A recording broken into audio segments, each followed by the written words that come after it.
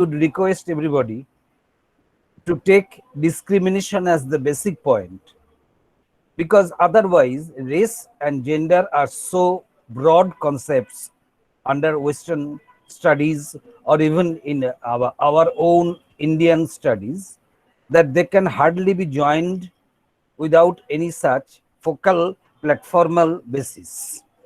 So informally, my paper is entitled Race, Gender and Inequality, Concept, Continuity and Practice Across Centuries. By all means, or in spite of our proverbial inertia, we all have suddenly awakened in a changing or already much changed universe. No, I am not going to stress the deadly coronavirus situation alone, which has simply created endemic that is partly medical and partly political, and created a deep-rooted crisis which seems to have surfaced suddenly under disturbing ecological imbalance. It continues to threat existing and incoming species. It continues, I repeat, to the existing and incoming species of the Homo sapiens, people who live today, people who will come in the next decade will suffer from this endemic, which seems to be never ending. But there are other disturbing and continuing situations of disparity, distress, and distancing. In a sense, I am happy. I shouldn't say happy. I am disturbed, and still I am rewarded, because I have been today asked to speak something on race and gender. I think you can identify the thing, that incident I am referring to, which is as disturbing as, if not more than, the endemic. Obviously, I am referring to that situation of disparity, distress, and distancing. I call it disparity, distress, and distancing. In spite of man's repeated boasts about the big leap forward or the gigantic steps mankind is said to have been able to traverse, the situation in USA has just witnessed the futility of it all, I should say, with racist bias just bursting in the form of physical brutality till death by a white policeman on a non-white personality. It has raised conscientious anger on the part of alert intellectuals in the US itself, all over the world, and on the other hand, terrifying roars of power in the voice of the US president himself, one opposed to the other, thus laying bare of interests of colonial imperialism in domination still very much at this moment, which are often denied, often hidden under catchphrases. But I do not know whether it is part of we should say, mental endemic that has allowed it to come out. This is an appropriate moment, therefore, to hit back, even though theoretically, by laying bare the roots of race, racism, racist greed, etc. Yes, please keep your questions to yourself. I will take it in Yes, at the end. yes, sir. And And I request you all to keep your audio mute. Actually, yeah, it's creating disturbance. So if you have questions, you can put that at the end of the lecture. I want questions. I want to be bombarded. Yes, Question sir. wise. So, but that formally speaking, procedurally, that will come up at the end, and I will tackle all the questions as much as I can. For the time being, make a note of it. And if you cannot listen to me, please ask the HOD to make arrangements accordingly. Or if you want me to slow down, tell me that too. The roots of race, racism, racist greed in different forms, and also finally, as corollary of it, how gender thoughts have been given a tremendous push by these racist ideas. They have one thing in common. I have already told you, the race studies and gender studies, and that may be summed up by the word discrimination.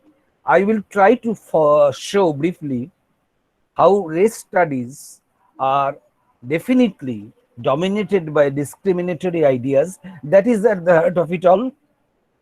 How it should be overcome, and how gender studies, man-woman relationship is based on discrimination, and how there are attempts to overcome that too.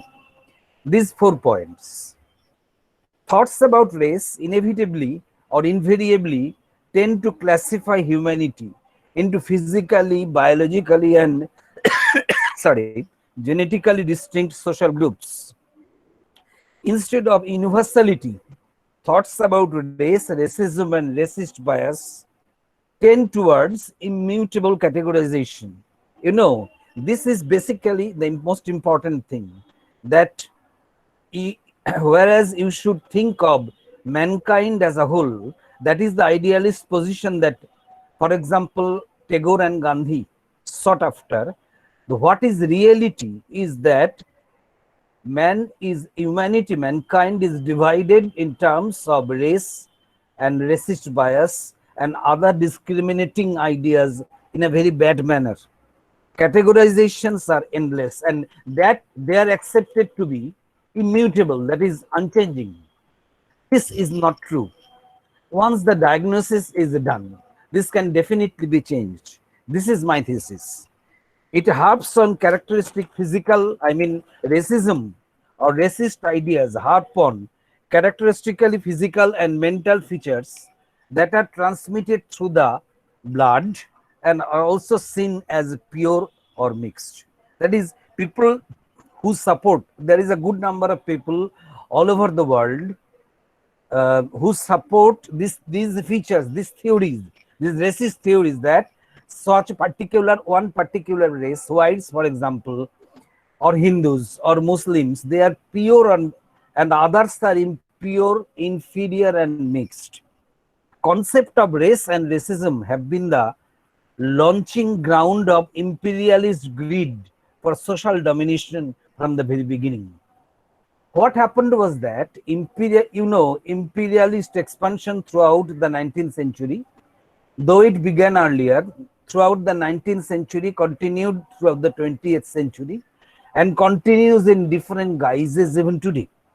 That imperialist expansion found its theoretical agent or theoretical support in racist ideas. In 2000, that is, at the onset of the 21st century scenario, our present century scenario, Bill Ashcroft et al., that is others, wrote a very innovative encyclopedia type book where they have defined racism as, quote, a way of thinking, I am slowing down, a way of thinking that considers a group's unchangeable physical characteristics to be linked in a direct causal way to psychological or intellectual characteristics, quote continues, comma, and which on this basis distinguishes between, quote within quote, superior and, quote within quote, inferior racial groups, unquote.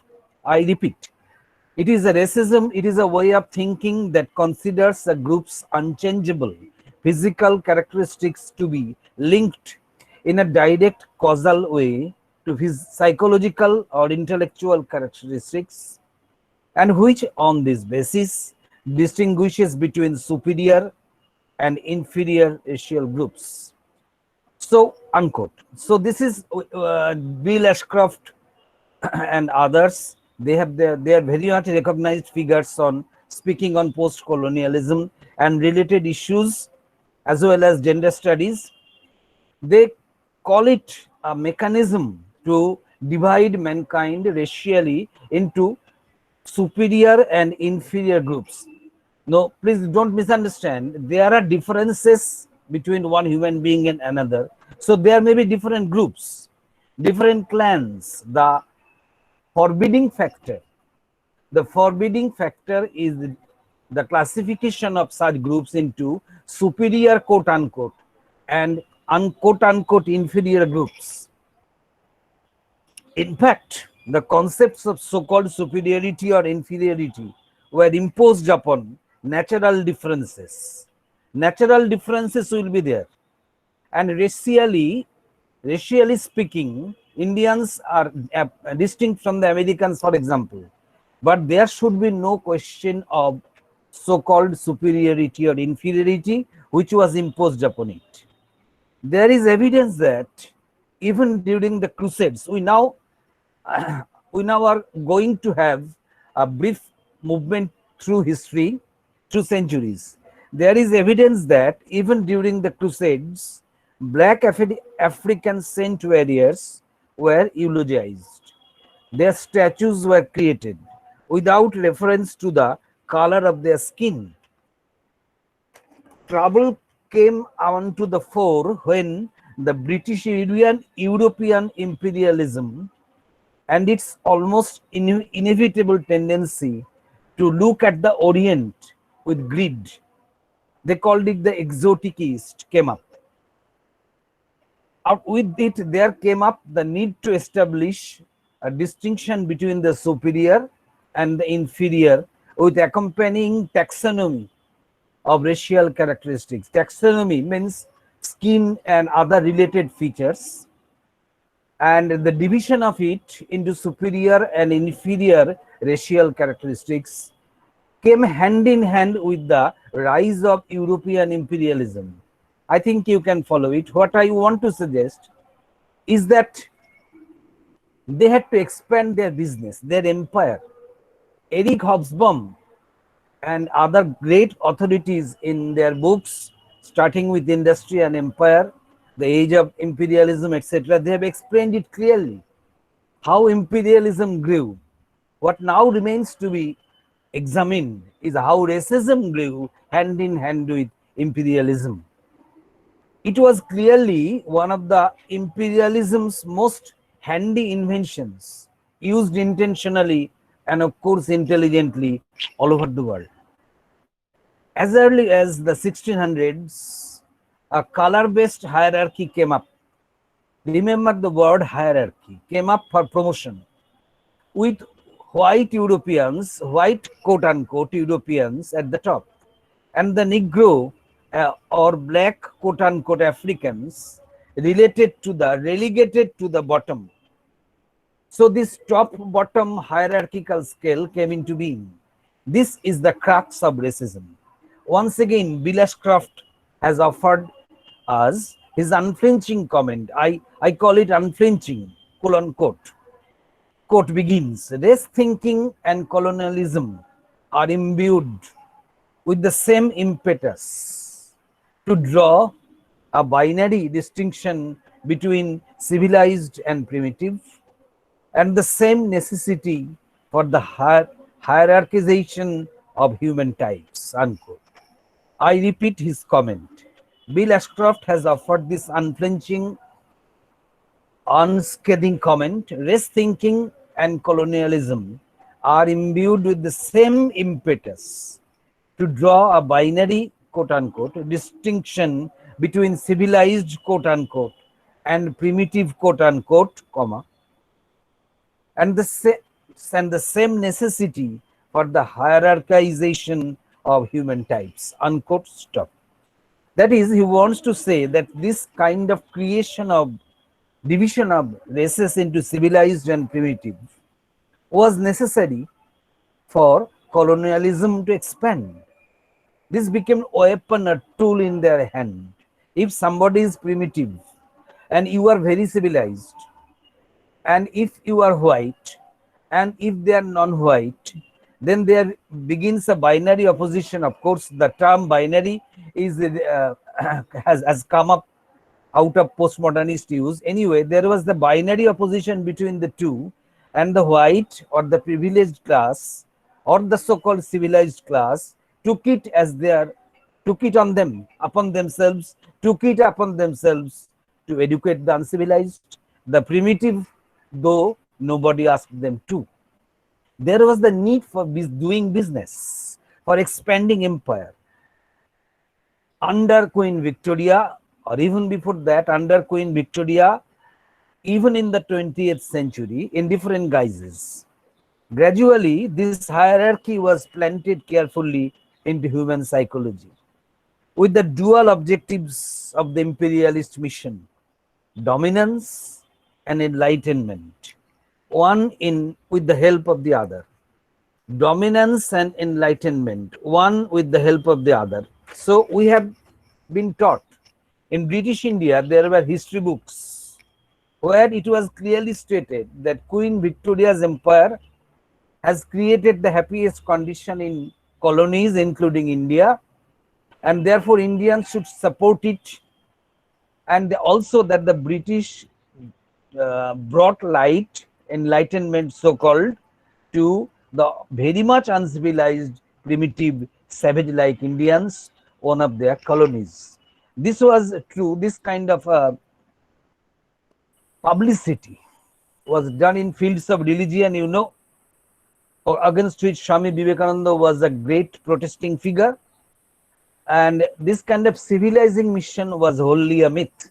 Post-colonialism has clearly demonstrated the mythicality of such publicity. This they did everywhere in Africa, in Australia, in other countries, even in Ireland, close to them. The Irish, the Welsh were close to their home.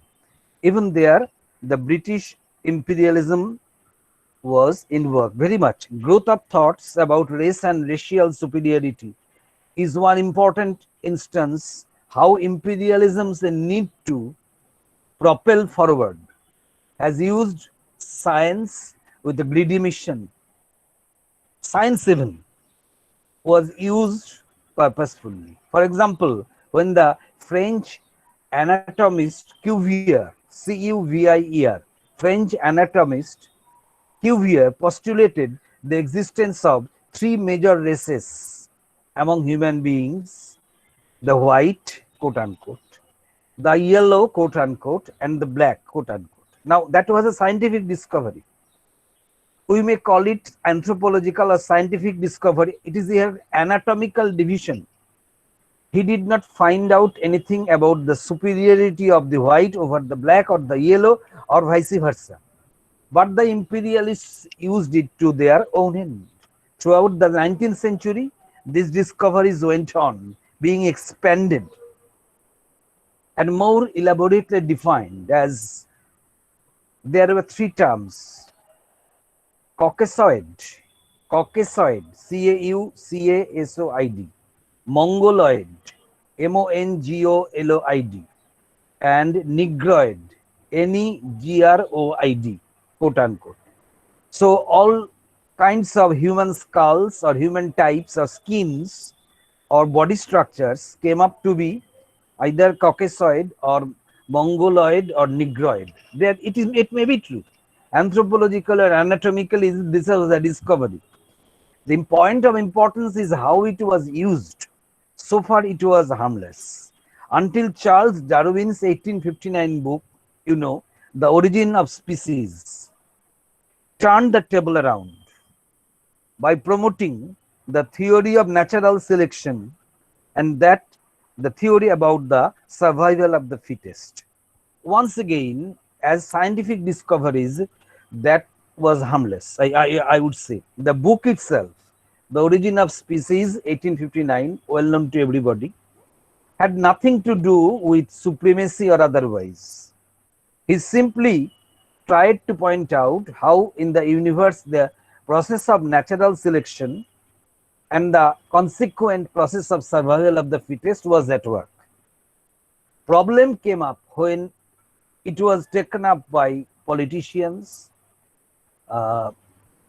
leaders of the state, and other, power mongers, greedy power mongers, who changed it into the concept of social Darwinism.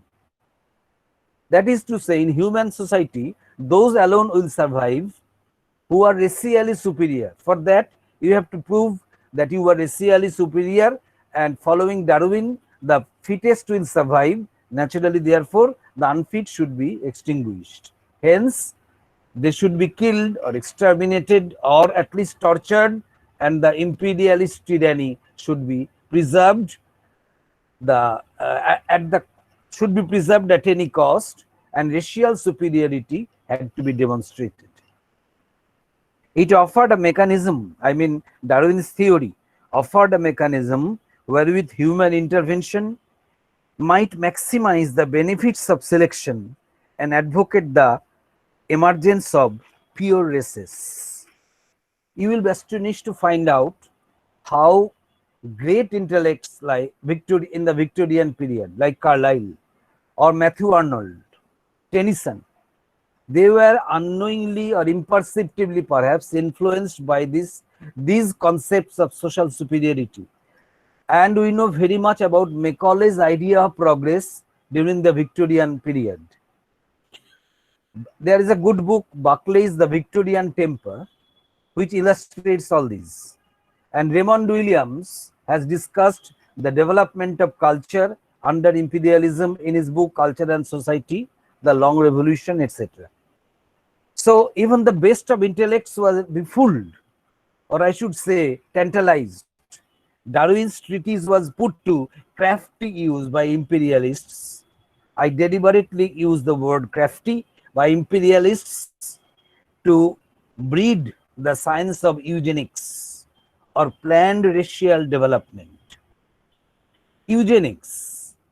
This is a part of medical science which is bent on breeding good children.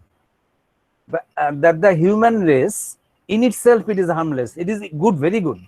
Intentionally, it is very good that in future better human species should be bred out of capable couples.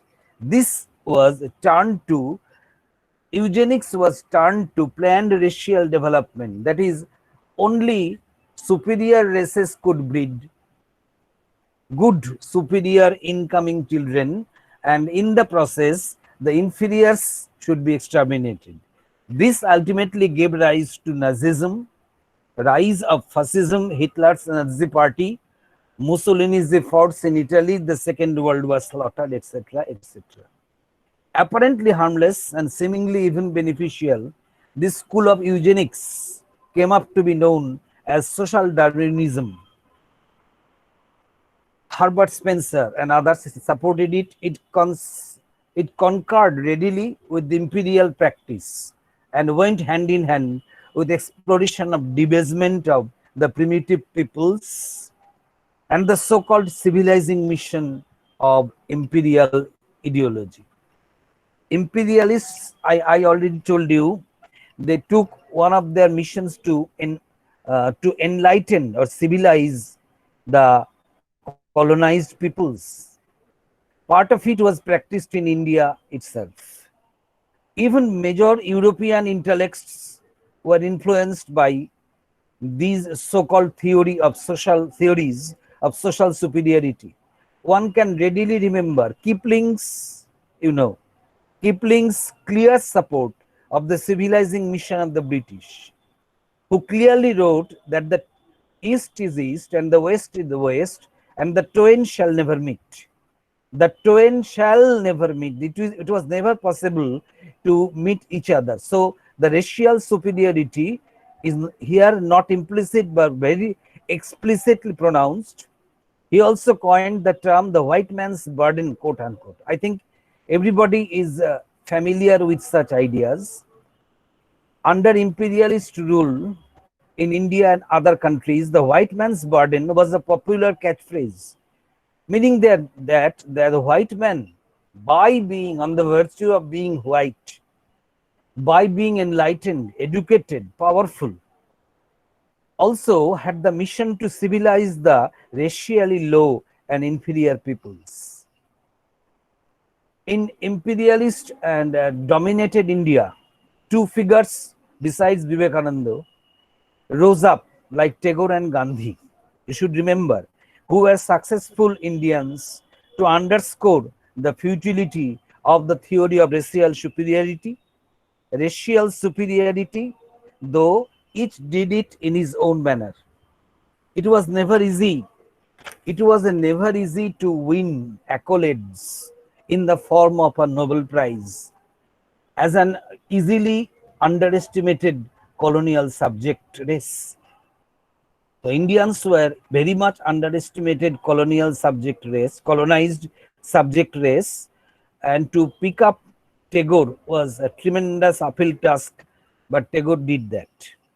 Some of the intellectuals of England at that time, like Yeats, Pound, and others, helped him, but even then, thereafter, they turned their backs on Tagore. So ultimately, he was the learned Indian.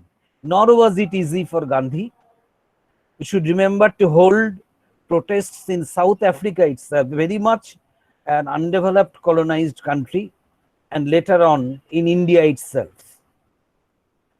Both strongholds of imperialist racial pride. These were all able outbursts of the colonized natives. They did show their power against the kind of Eurocentrism. This is an important term that is current today, Eurocentrism, which is another name of imperialist domination that the race theory had proposed. It is very much at work even today. When the white police officer brutally tortured the black one the other day, this Eurocentrism was seen to be at work. So we should not think that racist bias or race theories are a matter of the past. It is very much prevalent at the moment, at this moment. It was ironical that the masks of democracy could not hide the tendency of people to view humanity in terms of color. That is the existence of three major races, the white, the black, and the yellow. What is important is that at this time, since the time of Cromwell, Britain itself wore the masks of democracy without shedding the racist bias. The USA and other advanced countries of the West all were in favor of democracy. It was Hitler or Mussolini who favored dictatorship. So the Western democracy was always eulogized. Beneath it, underneath it, the racist bias was very much at work. So this kind of hypocrisy was only fit to be practiced by the peoples, the nations with racist bias. The imperialist need for slaves in their plantations led to view the Negroes as primitive. You had the need for slaves. Where can you find them? The savages, the Negroes, had to be used as human resources. They should be therefore marked as primitive, indolent, disobedient, and needed to be beaten. Please read once again Harriet Beecher Stowe's Uncle Tom's Cabin. Negroes were primitive, they were savages, they were indolent. The results were felt terribly in slave trade in Africa, in worldwide agricultural plantations, including tortures on Indian peasantry. Students of Indian history should remember them. And we are tormented when we are reminded of the indigo plantation in our country. That is a joint product of imperialist greed and racist bias. We have to remember Dinobandhu Mitro's The Indigo Planter, Nil Darpan, translated by Michael Madhusudan. And by dissecting the roots of British culture, society, and the caste system, critics like Raymond Williams have come up to show how celebrities like Thomas Carlyle also. Otherwise, Thomas Carlyle wrote Heroes and Hero Worship, etc. But he wrote a notorious pamphlet called Occasional Discourse on the Nigger Question. Occasional Discourse on the Nigger Question in 1849. Remember the year, we have to remember the year, the 1850 was the middle, just the middle of the 19th century, and the nigger question, like the woman question, was a terribly disturbing one. At this point, Carlyle, an alert intellectual, very much advanced in outlook, however, could not go out of imperialist or racial superiority. Throughout the 19th and 20th centuries, racist thoughts tore apart the masks of liberal democracy. British thinkers and men of their rich literature, men who created rich British literature, harvest of rich British literature, really great, took it upon themselves to consider their neighboring races like the Irish and the Welsh, even in such a light. Irish culture, they were close neighbors. Irish culture was seen as alien and threatening to them. Edmund Spencer, we are as far back as the Elizabethan period. Edmund Spencer referred to the bestial Irishmen. Irishmen, this is his phrase, bestial Irishmen. William Camden in 1610 referred to the uh, prevalence of profanity, cannibalism, witchcraft, violence, etc. to the Irish. They ascribed them to the Irish as if they did not exist among the Englishmen. They were prevalent among the Irish, the Scots, the Welsh, etc. Hence, all these primitive habits, including violence and witchcraft, all the underhand and underworld activities were ascribed to them. Post-colonial, even Shakespeare, we studies have just now begun to unearth Shakespeare's pro-colonial or pro-imperialist viewpoint. Post-colonial studies of Shakespeare have revealed how Shakespeare made use of the witches in Macbeth. Traditionally, we are supposed to hate them with their very skinny figures, with their questionable identity, with their serfdom under Hecate, etc., questioning royalty. But now critics have come up to suggest that these witches might have contained, the reference to the witches might have contained veiled references to the colonized subjects. Everybody knows that there are critics today who have pointed out Prospero's use of Caliban in Tempest, which may actually reveal the ruler's greed for absolute despotism and his use of a colonized subject according to his sweet will, all rooted in concept of racial superiority. Thus, race theory and expansion of colonialism went hand in hand as centuries advanced. Linking of the Irish and the Welsh with Africa was a hallmark of the British thought, not to speak of India. At this point, I should point out that the Irish rebelled against it.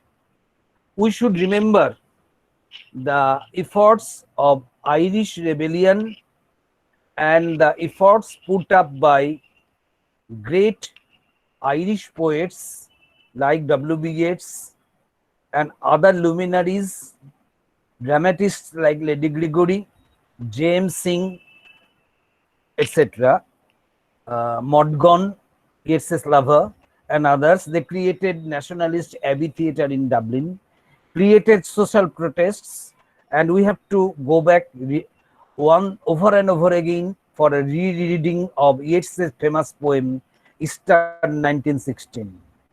Even then, Yeats, Bernard Shaw, Oscar Wilde, James Joyce, etc., all have been made part of mainstream British literature. So this is an example of how the colonizing effort succeeds. British imperialism operated in order to exclude and marginalized colonized people whether in Britain or or elsewhere in the empire. Nothing could hide the feeling of racial superiority, which was integral to the extension of the empire. The extension of the empire was the thing had to be promoted. The last decades of 19th century saw rapid investigations of anthropological roots of race differences. There came up anthropologists who found out racial differences, sources of them scientifically. Even British anthropologists, even then, British anthropologists agreed to their own racial superiority. So it was easy for them to establish in history and in the present time, in history, that is in theory and in practice, the actuality of racial superiority. By the late 1890s, many popular works came up illustrating the diversity of the human races, but at the same time implying the superiority of the white Anglo-Saxon race. So this division of the white, the world into whites and the non-whites, have stayed rooted in their blood. 20th century has seen both excessive manifestations of racism and anti-racist trend of thought simultaneously at the world level. However, the efforts to legitimize the supremacy of the Germans not only led to the rise of fascism practiced by Hitler's Nazi party, but effectively the slaughter of millions of Jews, Slavs, Poles on racial grounds only. So far, we have spoken about the British or the like races like them, but we must not forget clearly that in history we have we have it in black letters written down how Hitler successfully promoted the thoughts of racial superiority, the Aryan non-Aryan distinction, the concept of German superiority, and not only that, theoretically, on that ground, the extermination of millions and millions of Jews, etc., in the gas chamber, concentration camps, everything. This has almost obliterated the fact that in 1900 there were good attempts too, but they were few and far between. That obliterated the fact that in 1900 there was the Universal Races Congress held in London, who took pious vows about promotion of. There was a term monogenism, monogenism. The idea that, quote again, there was only one species of man living on earth today. This, ideally speaking, should be the thing, but in reality that was brutally ignored. This seems utopian. Therefore, however even dreamy today, till this moment itself, post-colonialism stresses the right of all people on the earth to the same equality of cultural and material well-being. That is why it is post-colonial view. Post-colonial. Ideologically speaking, it wants the right of all people, rights of all peoples on the earth to the same equality of cultural and material well-being. That doesn't happen. However, in reality, it has seen the broad division of the world into European empires or Eurocentric empires. About 9/10 of the entire land surface of the globe is now controlled by the Europeans or European derived powers. White culture has taken over the ideas of legitimate government, law, economics, science, language, music, art, and literature, even academics, even today we are very much influenced by Eurocentric ideas. Whatever being taught in the USA or in the UK seems to be most dependable rather than our own indigenous universities. Even our own parliament and constitutional thoughts are were very much modeled on the British system itself. So you see how the colonial and imperial and racist legacy continues. On the other hand, most of the colonized peoples of the earth, this is positive. Most of the colonized peoples of the earth have struggled brutally for a long time against colonial rule. We are actually conscious of the Indian freedom struggle only. That is quite natural. We have seen, we have seen personally, or we have documents of Indian freedom struggle brutally fighting against British torture. But in Asia, in Africa and Latin America, peoples also have had very tough time to battle against racist and imperialist politicians and administrators of European powers. Things have changed color somehow. Racism changed its form after decolonization. This is very important, sometimes ignored by us. It is not a part of history, it is not a page of history, written history that is. It is a part of everyday movements in history, or everyday everyday movements in our life, record out of recorded history. Britain tried to keep its way intact. For example, when India was granted independence in 1947, Britain tried to keep its way intact by ushering in a commonwealth of countries, effectually meaning her former colonies, India, Pakistan, Myanmar, etc., all being kept under their control. And the first Indian Prime Minister Jawaharlal Nehru and others agreed to it and remained some kind of indirect racist control. It has been superseded now by the US, however, which has become the host of financial and cultural development in the newly independent countries. So today, the US is funding all the development programs in the third world countries. There is the coinage of the term first world, second world, and third world. And in the line of the civilizing mission of the whites, mainly the US and other rich countries are trying to fund the underdeveloped countries like our own. Why? Because of because the political gains they want to reap. Afghanistan, Cuba, Iran, and Iraq, small countries, have always been threatened militarily by the West, that is the US. Mainly, the cultural conquest of non-Western intellectual power. I repeat, cultural conquest of non-Western intellectual power and deployment of human resources continue to be the fort of the US till today. While US herself is a country of multiple nationalities, races, and cultures, it is faction-ridden.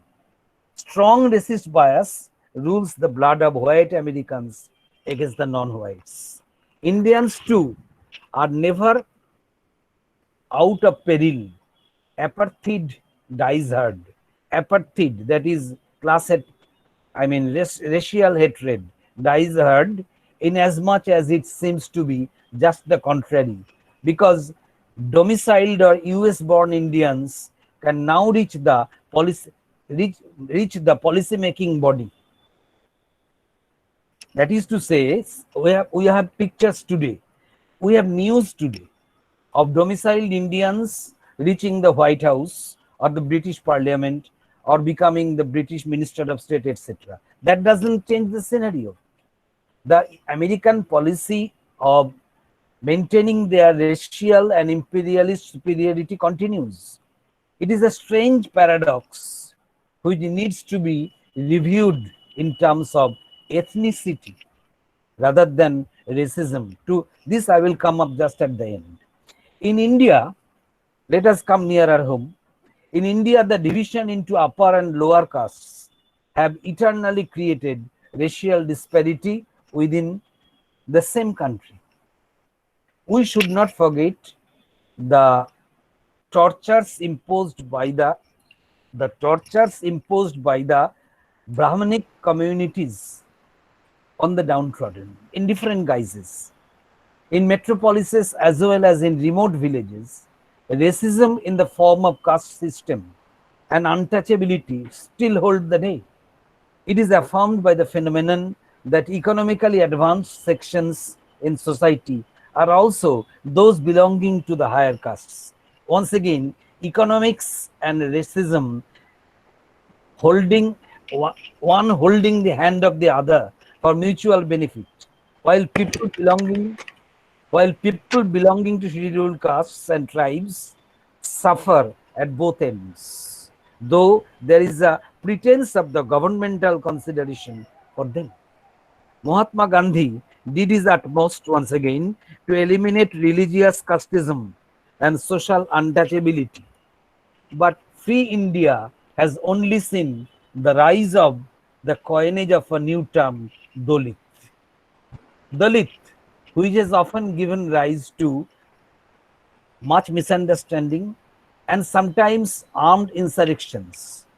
So, if there is ample consideration, why should there be so-called insurrectionary movements on the part of the Dalits? That shows how casteism remains in force even today.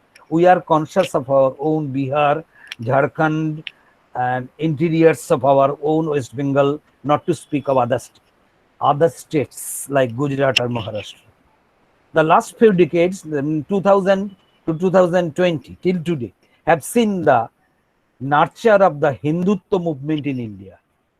I'm sorry, I have to step into dangerous terrains perhaps, but this cannot be ignored. In order to blot out the real discrimination, an artificial concept of Hindutva has been floated, which once again wants to return to the so-called authenticity of the Hindus, primitive authenticity of the Hindus, which once again is a myth. In this way, a particular kind of racist superiority is sought to be promoted, as if that solves all the problems. They seek an authentic Indianness to pursue the illusions of national homogeneity derived from 19th century Germanic ideas of authenticity. There is proof that Hitler's autobiography Mein Kampf was very popular among Hindu activists. Even in pre-independence days, in RSS camps, Hitler's autobiography in pamphlet form is not unknown. It is not much different from the RSS quest for racially pure Hindu Rashtra, etc., etc. This is a peril at home, near our home, against which we should be very conscious. Racist ideals often take up different kinds of camouflages.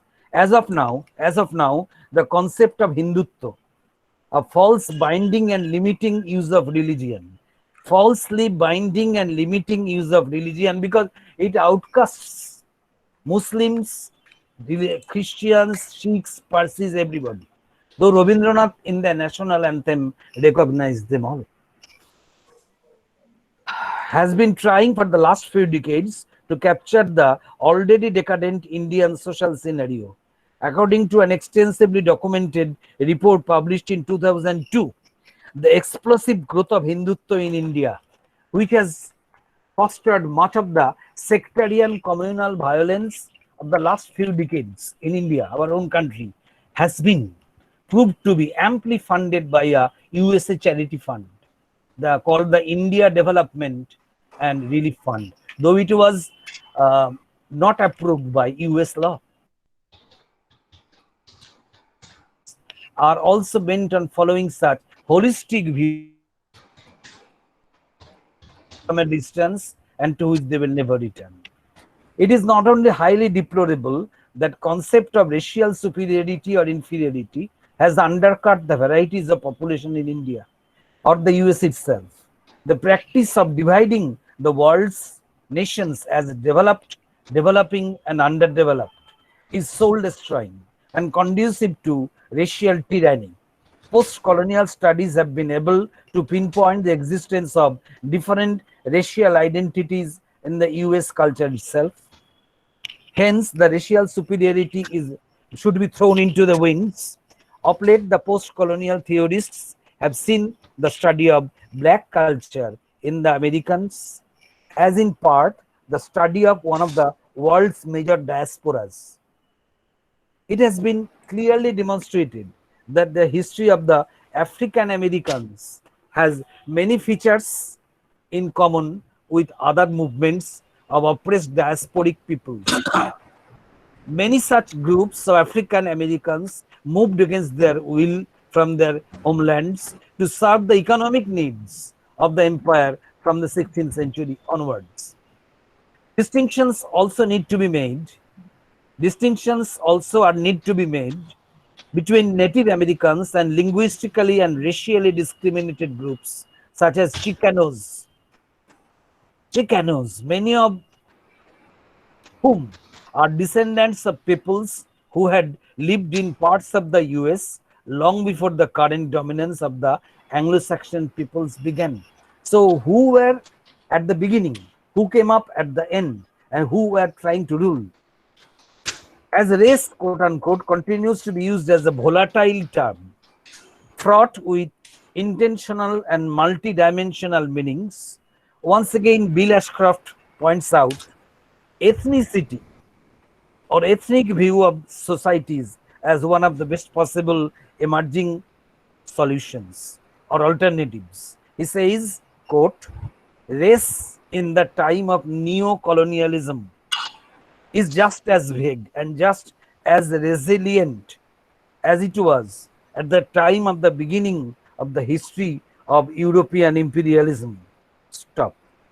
It is perhaps up to the concept of ethnicity to change the direction of the debate. He says, this is what I want to emphasize. It is perhaps up to the concept of ethnicity to change the direction of the debate, unquote. In short, what is ethnicity? Which is a possible universal solution now envisaged to be? Ethnicity is a wider and far more broad-based term increasingly used since the 1960s to account for human variations in terms of culture, tradition, language, social pattern, and ancestry. I have already told everybody that there should be differences. There are variations, but not on the basis of superiority inferiority paradigm, rather than the discredited generalizations of race, with its assumptions of a humanity divided into fixed and genetically determined biological types.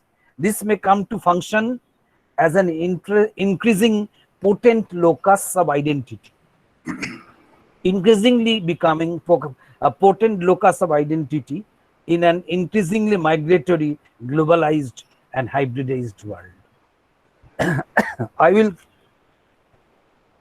shorten it now because whatever I will discuss at the present and within a few minutes is thoughts about gender in this concept, in the context of this concept.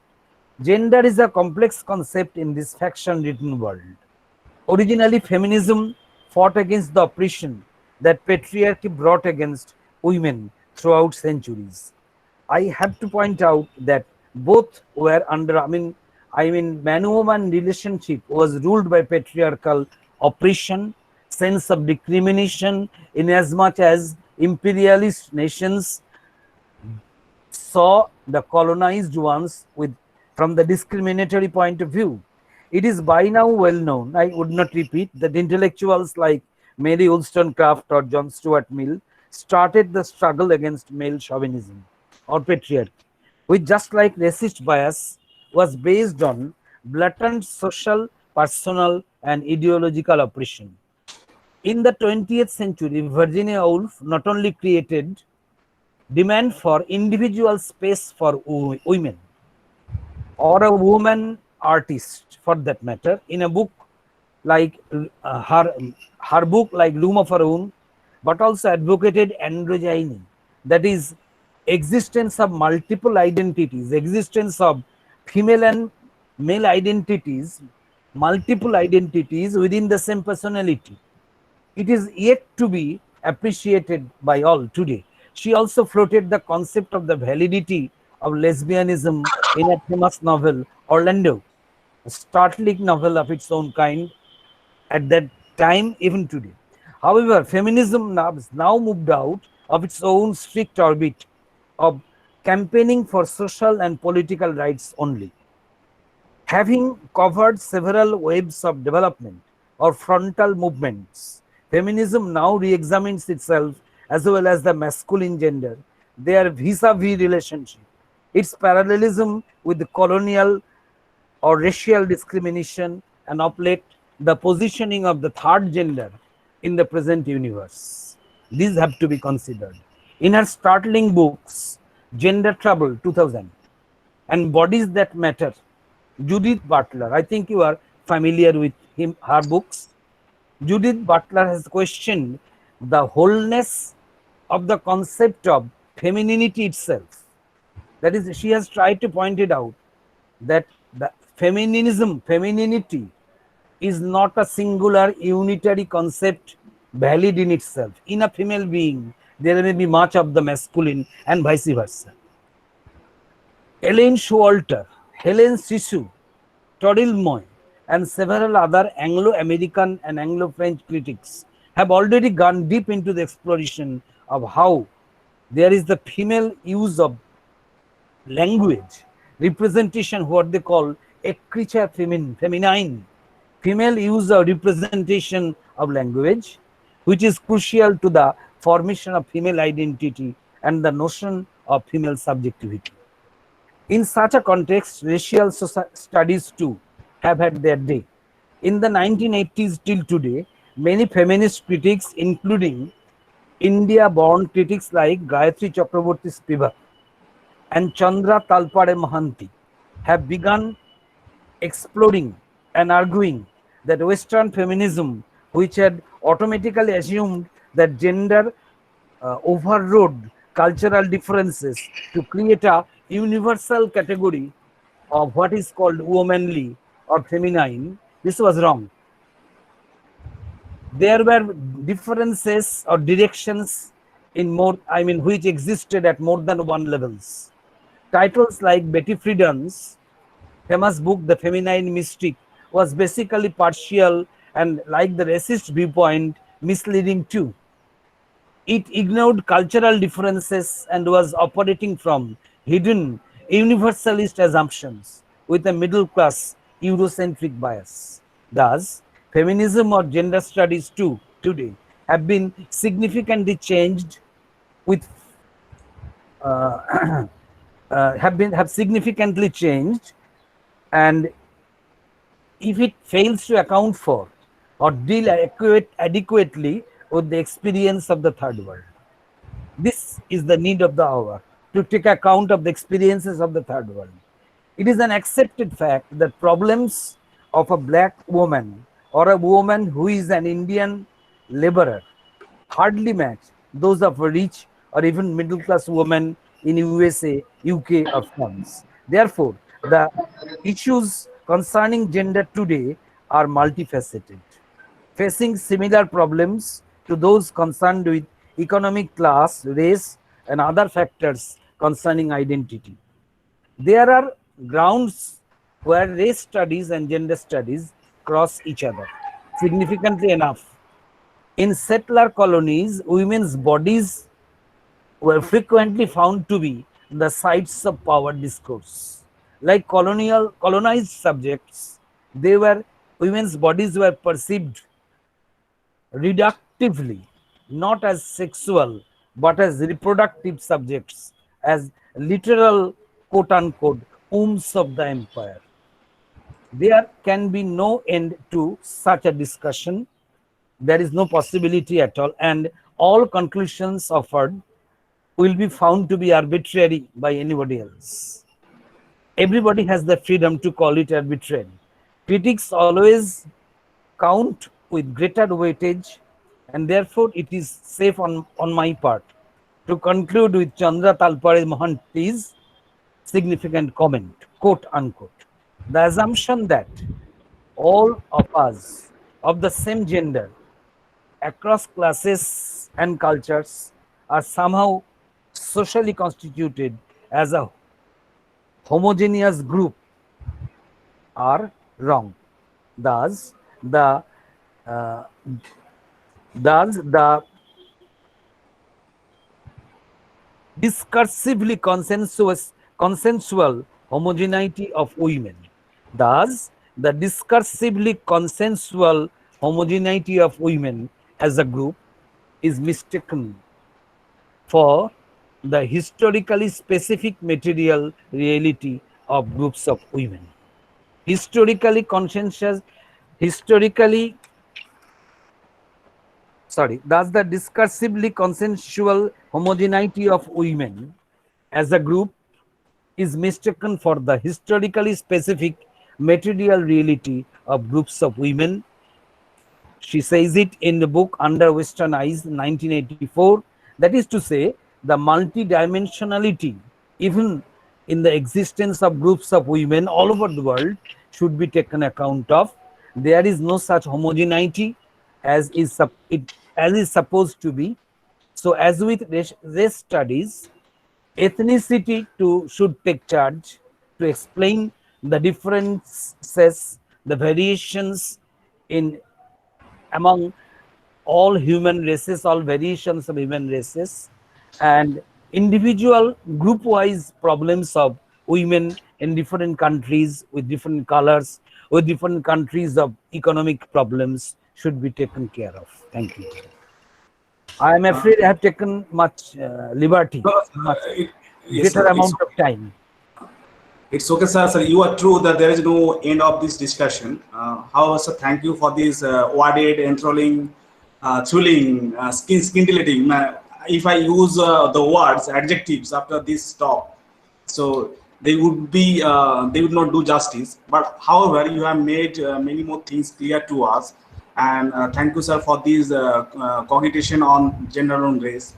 And I am thankful to you, sir, for this talk and for this deliberation. And so today, as participants, we have with us the participants from different nooks and corners of India. And again, there are two participants from Russia.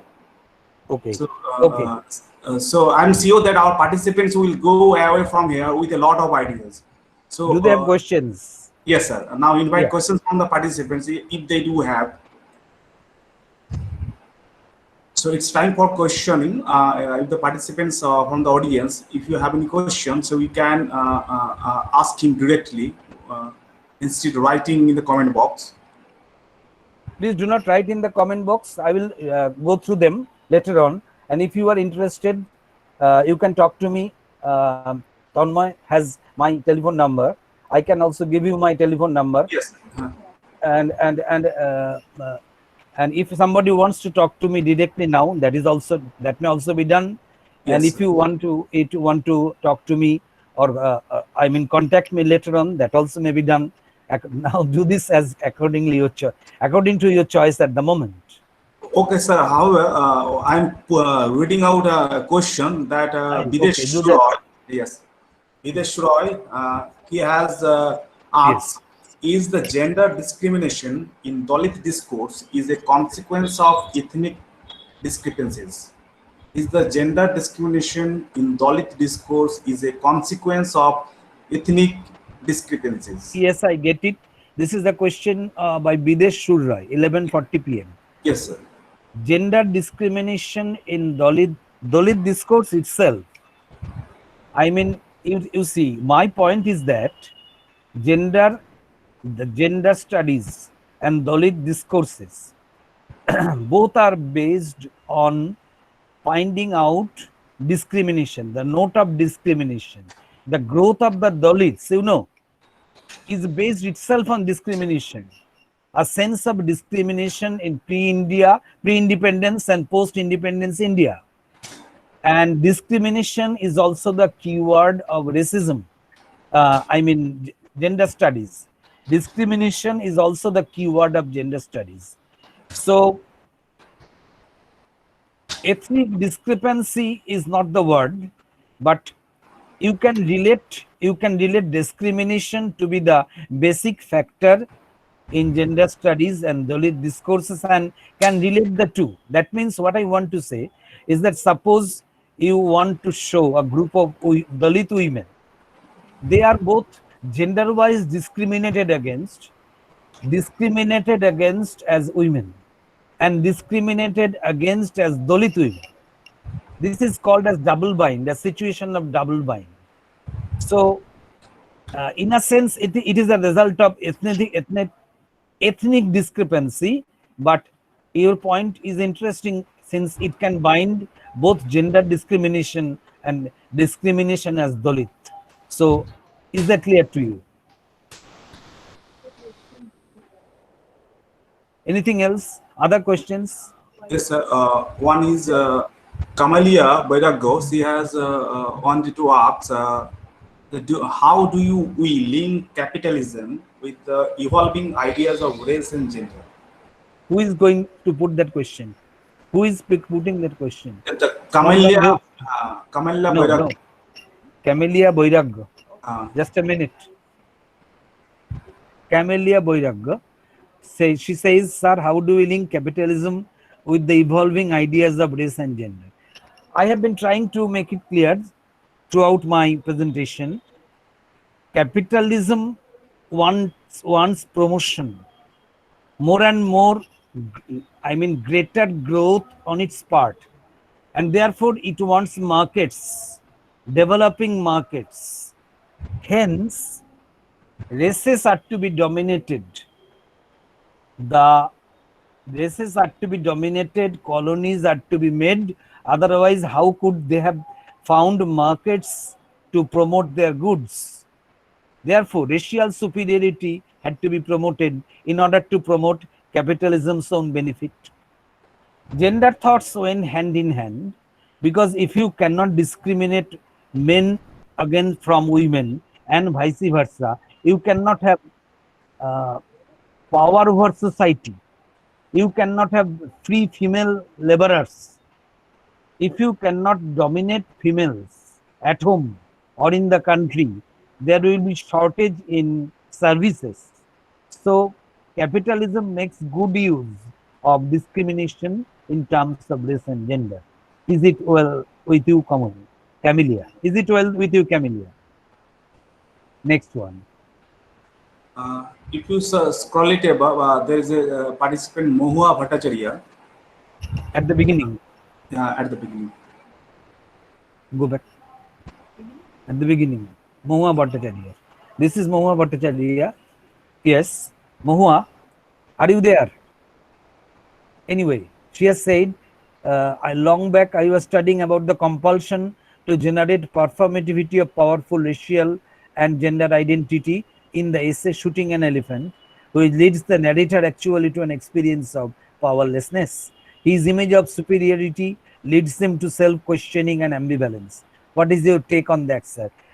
Yes, Mohua, I had thought of presenting that example in the lecture, in the presentation of Orwell's Shooting an Elephant. I had thought of inserting that, but I was afraid that it will grow very much beyond length and beyond patience, beyond perseverance. That's why I did not bring that example in. But you are very much justified in bringing him in, because Orwell, there was some alert intellectuals like Orwell and many others.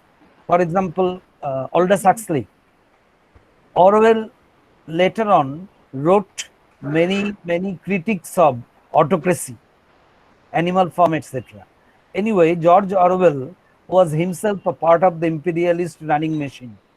And there, at that point, he was very much self-questioning and ambivalent. It's true. You are right. And he has recorded it very honestly, blatant honesty, I should say. He has presented himself vis-a-vis an incident with an elephant, killing of an elephant. The elephant killing is just a tiny incident, but very large in its impact, because it proves It proves the helplessness of the well-meaning imperialist, if any. Finally, you should remember also that he quit the British administration, and started taking up writing as full-time career. Perhaps he wanted to grow out of that ambivalence, and that self-questioning led him to the right path. Thank you. Next one. Okay, sir. Two more questions. One from Yeah. Spandan Ghosh. If you scroll it down, No, I can scroll it up. Spandan Ghosh. Spandan Ghosh. Yes. Spandan Ghosh, 11:39 p.m. has said, you said in the beginning that diagnosis of racism can be done. But how, sir? On a parallel note, experiments are being done using functional MRI to graphically map deep-seated racial biases. We who consider ourselves unbiased and try to find a cure can show an unconscious bias. That the query is not very clear to me.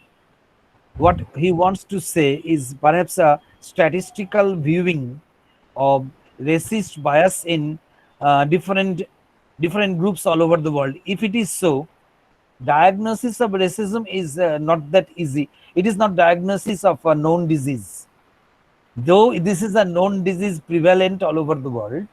I think diagnosis of racism is a very big thing to take place all over the world. Primarily, it can begin with ourselves. We can take up sociologically, we can take up sociological surveys from our educational institutions, from research groups, from universities, from your Midnapur University itself. If you form a research group, research center, Tanmay can do it easily, can't you? If you form a research group and go on investigating in North Bengal itself, then you analyze the statistic, not only North Bengal, she says, but the whole of West Bengal itself, step by step. That will be a yeoman's task, yeoman's job. And I mean, I think step beyond your English department, because English studies and have now become sociologically oriented. These have become multidisciplinary. They have to be. So please step beyond your English studies department, or make it wider. Make it wider in hand with Vidyasagar University, North Bengal University, all the major universities in West Bengal, and plan a good paper on racial discrimination, cultural studies, women's condition, everything. You will need separate groups. But as you have been able to institute such an online lecture course, this is tremendous. In view of today's decaying situations, what you have done and going to do with luminaries like Nandini Bhattacharya and Devarati Banerjee, one of my friends and sisters and others, whom I do not know, terribly inspiring jobs to be done. So if you have done so much, you can take up other important tasks also. Can you, Spandan, can you listen to me and relate yourself to Tanmoy, and also include myself as an elderly person? Yes, Yes, good can you hear afternoon, me? sir. I am listening to you. Yeah. Thank you for that. Yes, my And question to you yeah, was yes, basically that since we are the ones who are talking about like reducing prejudices against racial, gender biases, yes. my question to you was that is this actually possible, sir? Since you use the word diagnosis at the very beginning, like it is not only compulsive. What we see throughout our civilization, that this very idea has turned absolutely pathological, sir. Do you really What think you that we can actually like move towards a utopian goal where we can be compassionate towards each other? No, here I differ from you. It is not a utopian goal, not a sweet dream. It is possible, but it is a long-term goal. You cannot expect that it will be over in the next decade. There are just handful of people all over the world, perhaps, thinking in such terms. But decades will come when these people will go hand in hand. For example, I have myself done some research work with George Bernard Shaw, and I have exchanged my views with Chevians from other parts of the globe. I have been lucky enough to do so. almost all of them are universalists in this sense. They are not racist, and they are also small in number. And personally speaking, I am not a utopian. I am not a silent dreamer. I will do everything that is possible to eradicate the roots of racist bias from man's minds. And I also will go on asking everybody else who joins and who doesn't join is their matter. I know that there will be very few people initially, but it is not utopian. It will triumph. It will triumph. Great men like Martin Luther King or Rabindranath and Gandhi did not lead their lives for nothing. It may be called that even despite their attempts, the world is a very bad place to live in now. But badness is not the final thing. I am the personally, I am an optimist for excellence, and I want you, everybody, to turn optimist bit by bit. Depressions are there, the pessimism is there in all senses of the view, but things need to be changed. That's all. This is my humble advice. You do not seem to be satisfied, so please talk to me over telephone or email or whatever you want to. WhatsApp. This number, my telephone number, 98303 24635, 98303 24635 is my WhatsApp number also. So all of you are free to contact me for lengthy discussions. I am ready. Okay, Thank sir. you. Thank you. Uh, It's interesting to listen to your unfatigued queries. Thank you. so, sir, towards the end, we have a question from Ronita Ray. Okay. Ronita Ray, Oh, does characters like Antoinette of Jean-Ries's White Sargassy pose a threat to socially constructed norms of gender and race? Definitely. And I didn't have time to refer to other books. I wanted to.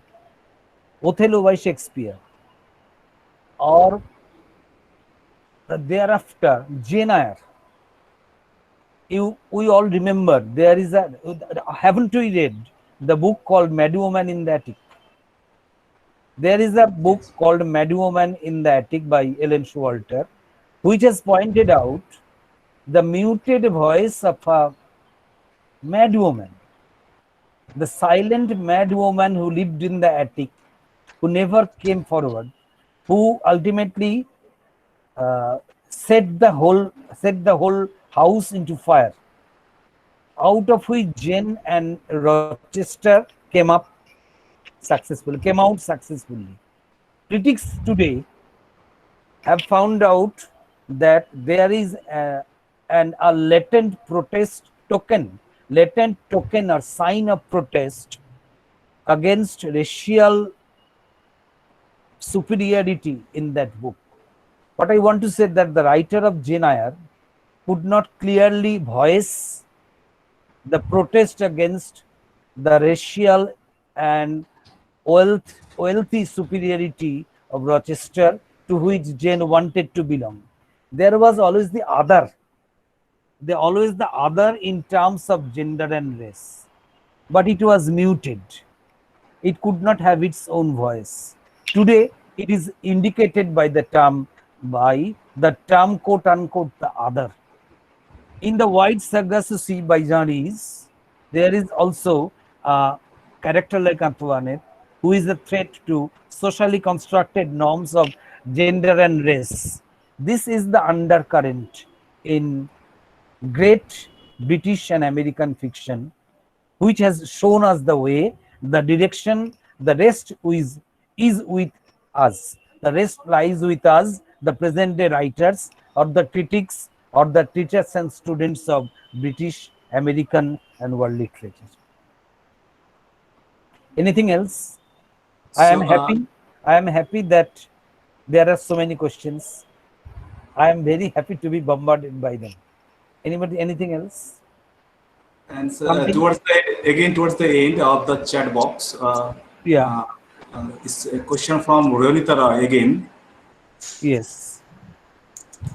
Where is it? Is it chat box? Is it in the Yeah. chat box? How do you address the problem of anti-black attitude in brown countries like India? Yes.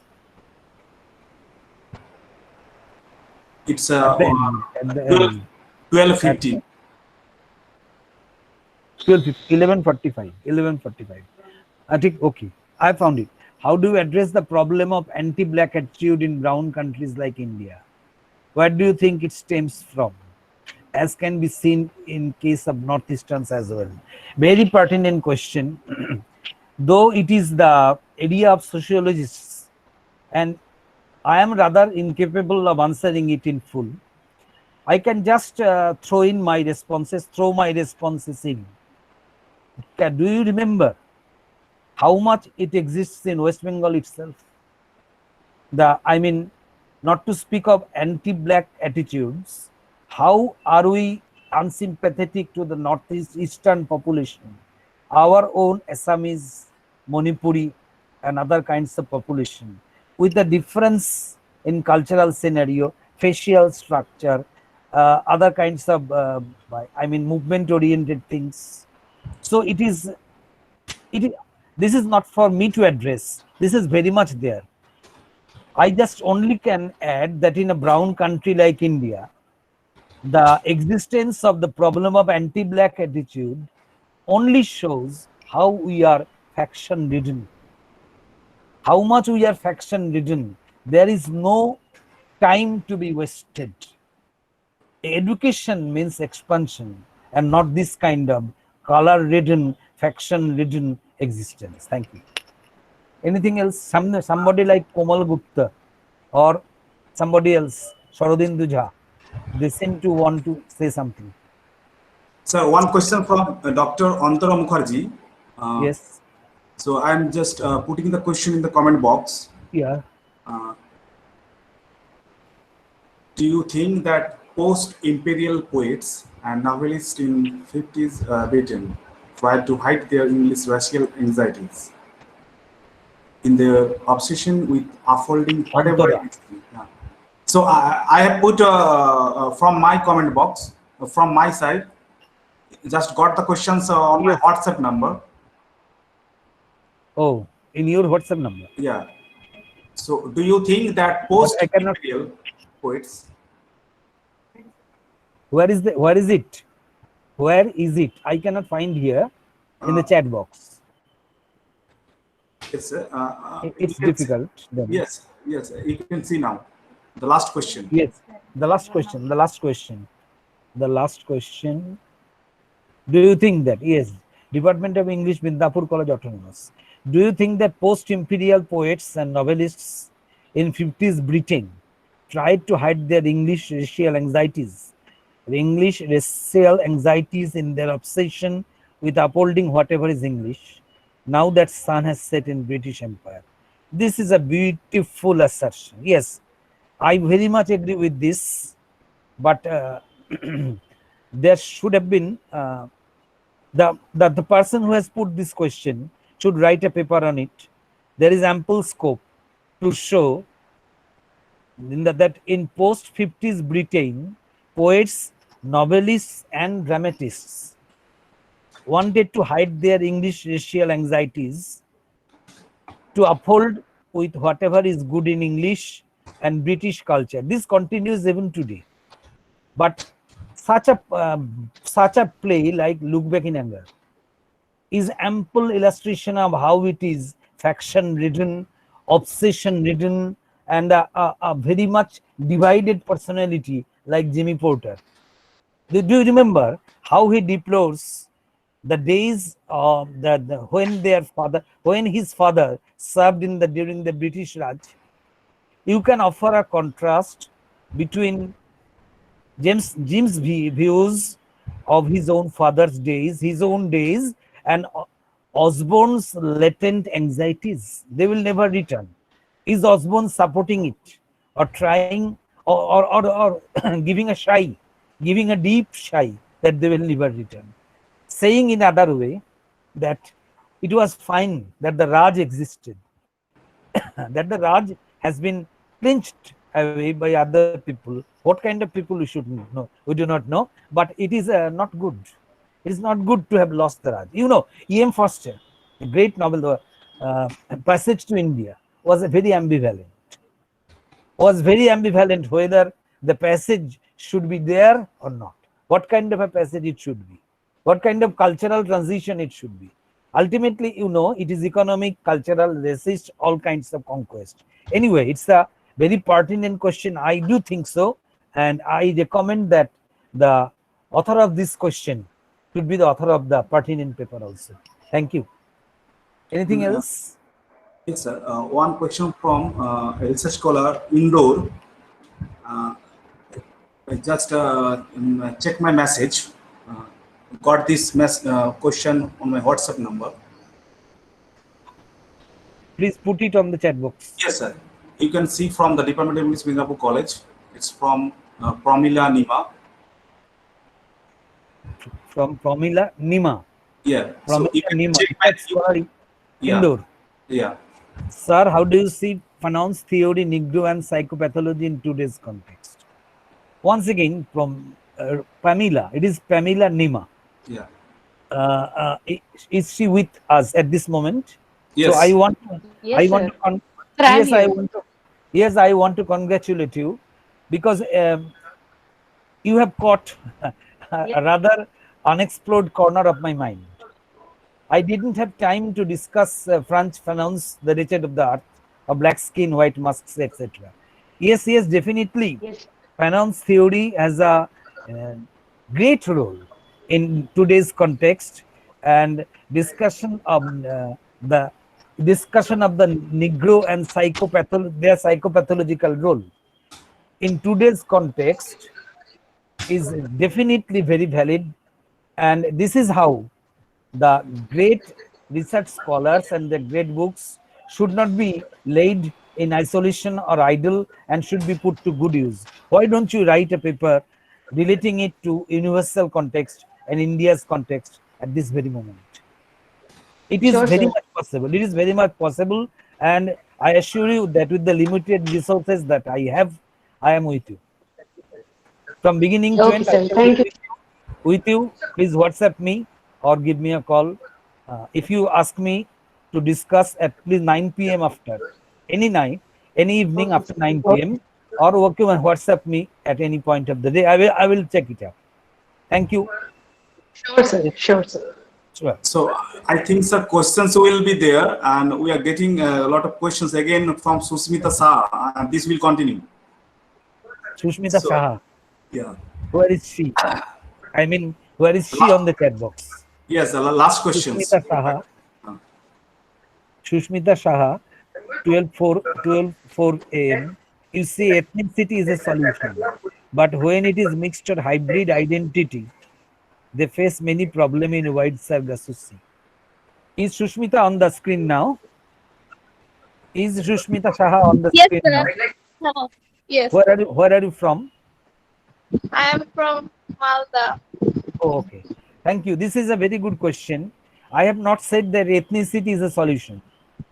I have said that ethnicity is one of the ways, diverse ways where you can find an alternative. I mean, I wanted to say it as a viable alternative. Point one. Point two is that White Sargasso is a work of fiction. White Sargasso is a work of fiction. And in a work of fiction, the writer cannot suggest nothing as final solution. Do you think that in Home and the World, Tagore has been able to suggest anything as solution to the nationalist problem? I don't think so. Yes, okay, but it is a deeply moving novel. Or the 4 chapters by Tagore, once again, doesn't suggest any solution. Hence, therefore, the White Sargasso doesn't suggest any solution. Ethnicity is one of the viable alternatives. People with hybrid identities or mixed identities will be ethnically analyzable out of the context of the novel. Is it clear? Yes, sir. Yes. কিন্তু sir ethnicity থেকে মানে মানে এই যে mix can- বা hybrid identity তারা কিভাবে মানে সমাজে স্থান পাবে বা তারা তো নেগলেক্টেড হয় সবসময়। I think what you want to say has valid relations with the Dalit question, isn't it so? হ্যাঁ হ্যাঁ yes. That is a pertinent problem. During my short discussion, I could put it in. The problem of the Dalits cannot be solved by caste reservation alone. It is a wrong direction. I say that it is a wrong direction. Their problems have to be taken up by themselves. They can organize movements. They have to press the mainstream culture, the Bhadralaks, to grant autonomy, identity, facilities, privileges in free India. Is it clear? Yes sir হ্যাঁ It is a ঠিক আছে। long-term solution, but it has to be done. Saurabh হ্যাঁ Gupta, Saurabh Gupta has to be attended. Is Saurabh is from Koraput, Orissa, one of my long-standing friends.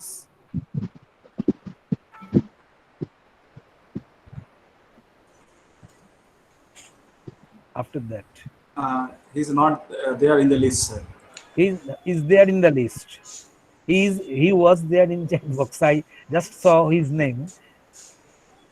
Right now, he's Saurabh Gupta. Yes, Saurabh, yes. Saurabh Gupta, 11:57 p.m. Yes. Uh, She's in the he list. He in the list. What is your opinion on Indian media's portrayal of gender? It is very natural for Saurabh. He is a man of teaching in the Central University of Koraput, Central University of Orissa at Koraput, teaching media studies. Mass communication and journalism, and he's a man of the theater at the same time, nationally acclaimed. So it is one of his favorite ideas, and he knows a lot deal better than I do on this topic. Anyway, what I can say just that Indian media's portrayal of gender is highly opportunistic. Once again, I have to say that Indian media's portrayal of gender is based on commodification of women, presentation of women as sex objects, and there are hardly a few. There are hardly there is a very limited number of films, just a score of films, handful of films, which have tried to analyze the gender problems or as such in feature films, not to speak of media's presentation of it. Media usually presents, the Indian media usually tries to use female physicality as part of their commodity production.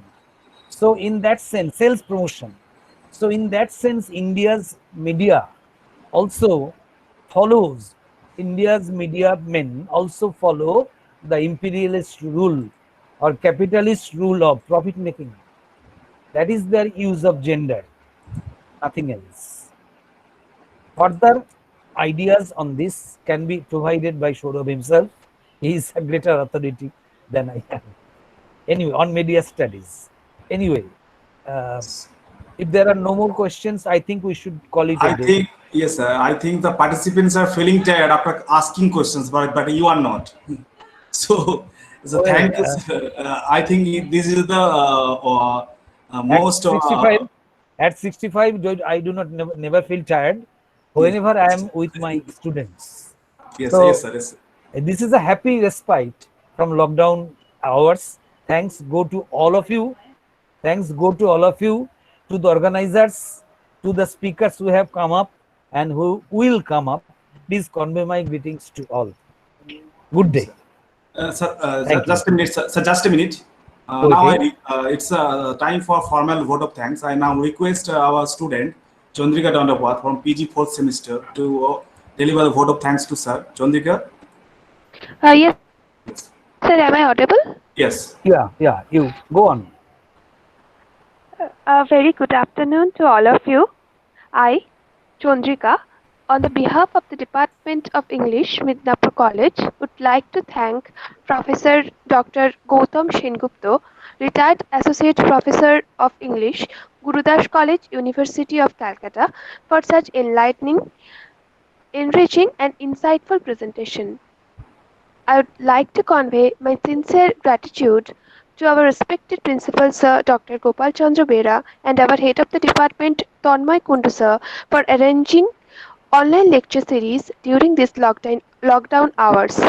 And last but not the least, I would like to thank all the participants across India, even I would say across the globe, for participating and cooperating. Thank you. Thank you all. Thank you very much, all of you, and not just thanks, but kudos to these scintillating efforts. Please repeat, please go on. I am with you. Thank you. Okay, sir. Thank you, sir. এইগুলো দেখতে হবে, পরে পাওয়া যাবে।